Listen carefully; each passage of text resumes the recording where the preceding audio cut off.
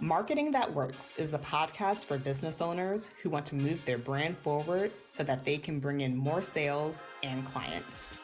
I'm Danielle Harris, and I'm bringing you what I know from more than 12 years of experience in traditional and online marketing.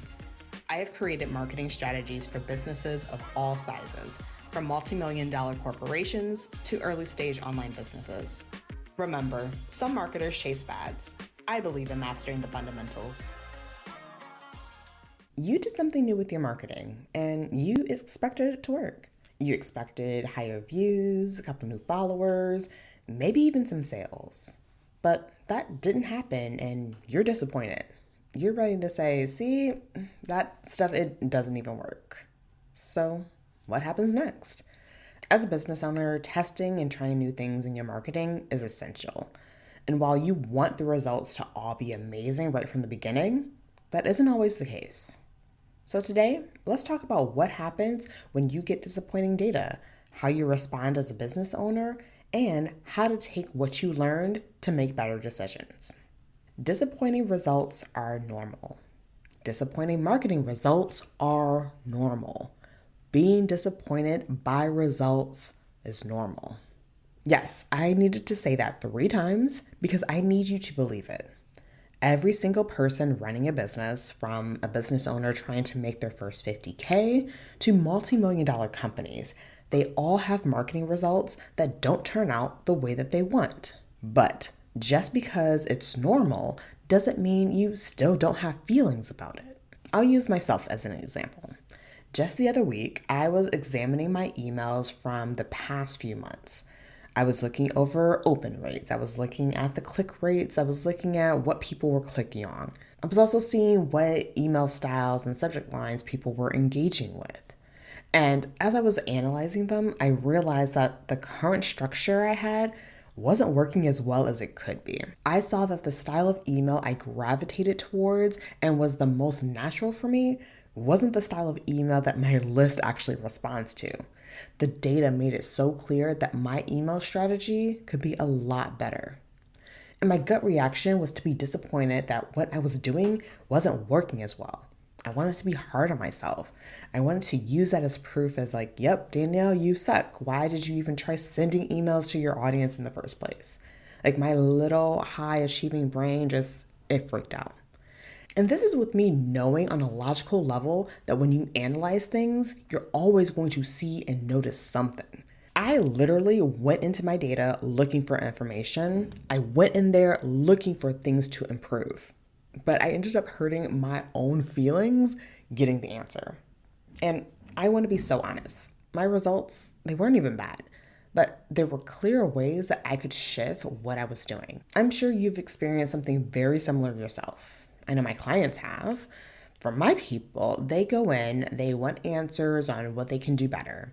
Or maybe for you, you're trying out something new with your content. But after looking at the data and the feedback, it's clear that things are not going the way that you envisioned. For my clients, they start to sulk because the answer wasn't like, oh, you're doing everything perfectly, keep going, keep at it. And I'm sure it ends up being true for you also. It feels so disappointing because you put in effort, you tried, and it still didn't go the way that you wanted. We hear so many messages about you just have to do the work, you just have to put it in, you have to keep trying and the results will come. So when you feel like you put in the work and you put in the effort and the results don't come, you take that as proof as you're not capable, or you use it as evidence that you're not good enough. But that isn't what the data is telling you. I promise you, that's not what the data is telling you. I'll go back to me in those emails. The data felt disappointing, but the data told me what to do next. The data made it clear which emails outperformed the others. The data made it clear what mix of topics I should use going forward. The data made it clear what kind of subject lines I should be trying. If you follow me on Instagram, I actually have a post that breaks down that exact email analysis that I have, and so I'll link that in the show notes if you are curious and want to take a look. But the question then becomes, how do you make that jump from thinking the results say I suck, why did I even think that this would work, to then thinking, oh great, I'm so glad that I have this data and information, I know what to do next, let's go make some changes. How do you do that? Because I'm sure you've heard that people who take action and learn from it quickly make the most progress. But how can you just hop in and make changes when you feel like if your first try didn't go well, how will you know if the next one will? Well, I'll start with myself. I usually like to pretend that I'm not affected by things. I like to think that I'm just very logical. I know that feedback is just information I can use and take the information and just go and run with it. But that would be false. Going back to that email example, because it's still just so fresh in my mind, I took that information that I pulled from analyzing over 100 emails, and I was proud of myself for looking at it because I really was. But at the same time, I felt hurt by what I was looking at.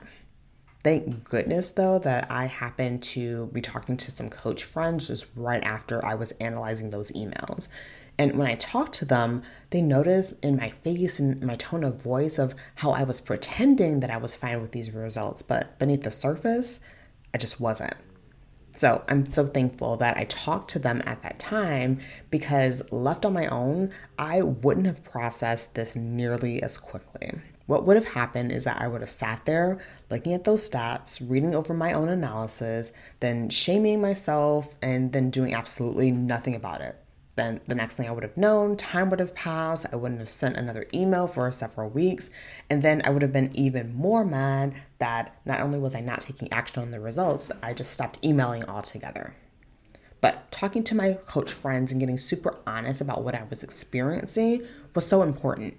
I was able to just tell them what was going on and let those emotions flow. Tears happened, coaching happened, which is why it is so important to work with a coach that you trust, who sees your patterns and can pull you out of a spiral before it even happens.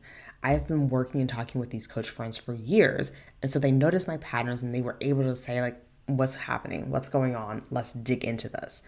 That's something that you can't always do on your own. You need an outside perspective. It will literally save you weeks and months of self-doubt and disappointment and anger. Now, after I got myself coached, I did some journaling. I wrote down why so many emotions came up around looking at email data. I wrote down what came up for me in the coaching that I got.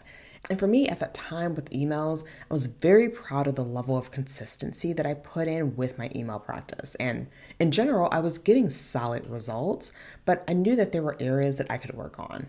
The issue was that I was not able to balance being proud of the progress that I was making with seeing what things I could work on and improve. In my head, it was very binary. Either I was amazing, no changes needed, you're perfect, or I sucked and I needed to change everything that I was doing, and there's just no in between. Although that is not true at all, but that's what it felt like, at least for me. So, doing that reflection made it clear how my mind was working. Then, doing a meditation practice and some breath work helped me to get that anxious feeling just out of my body. For me, when I feel disappointment or shame, I feel like this tight heaviness. I usually want to curl up and just feel small.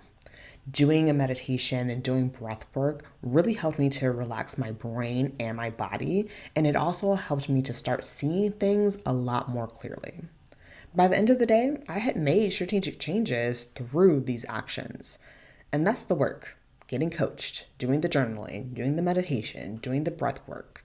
Now, you may not consider this to be strategic marketing work, but I've seen it for myself and I've seen it with clients.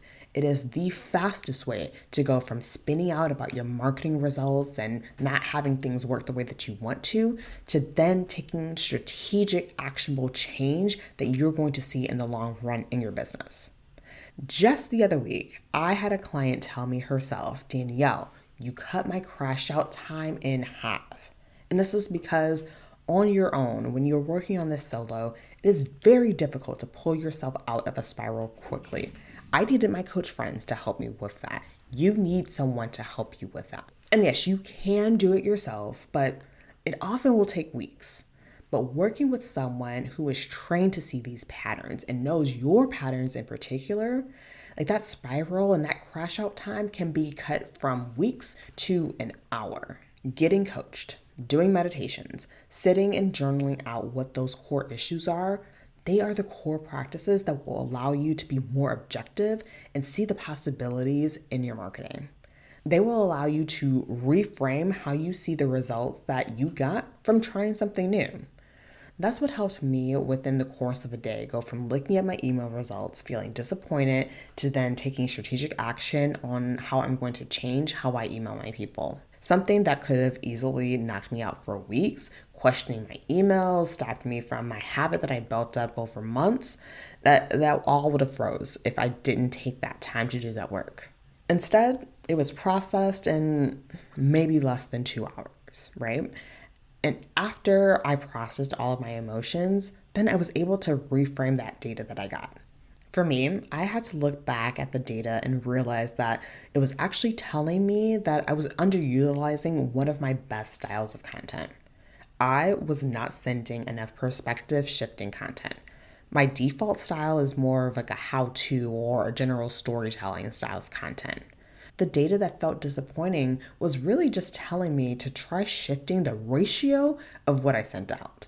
And when I was able to reframe that, I could see more clearly that the data never said that I sucked. It simply stated that if you want better results, try this instead. So for you, when you're trying something new with your marketing and you get results that you don't like, I want you to follow these steps. First, I want you to get coached. I want you to work with someone who has seen people doubt their marketing, who has helped people who wanted to completely change everything about their business. I want you to work with that type of person because getting coached with them, me, will help you make better business decisions from a more balanced and regulated place. When we feel frustrated, we just want to throw the baby out with the bathwater, right? Like we want to scrap everything when that's not necessary.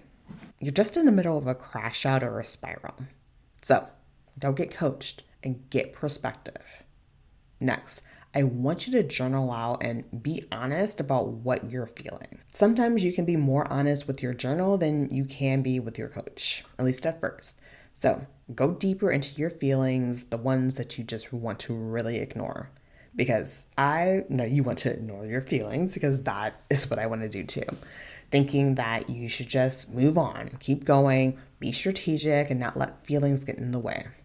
But what will happen is that you'll ignore your feelings. You'll, on a logical level, see that, like, oh, this is what the data is telling me. But then you'll wonder, okay, why aren't I taking any action when it's so clearly laid out in black and white what I should be doing next? It's because you didn't address your feelings. The reason you aren't taking the action is because you're ignoring the disappointment you feel about the marketing not going the way that you want it. The sooner you acknowledge it really and deeply, the sooner you'll be able to make the powerful moves that you want to make. When you get honest about what you are feeling, I want you to write it down. And I want you to do this for a few reasons. One, because when you let it flow on paper or on your computer, you tend to go deeper with your reflection. And the second reason why I want you to journal this, because you will likely experience this again. Having written proof of how you handled this situation before actually will help you process. Having a reminder that, okay, I've experienced this before, I've made it through, it will make it easier the next time. And lastly, I want you to do some type of somatic practice to release the feelings from your body, okay? This can be taking a walk or going for a run. This could be EFT tapping. This could be breath work. I'll be honest, I was just like, that somatic work is BS, but trust me, over the past year, I've realized that it is a game changer in helping you to get out of your brain into your body and actually start moving and doing the tasks that you need to do to see the progress that you want to make. The reason is that everything isn't just processed into your head. You feel it in your body.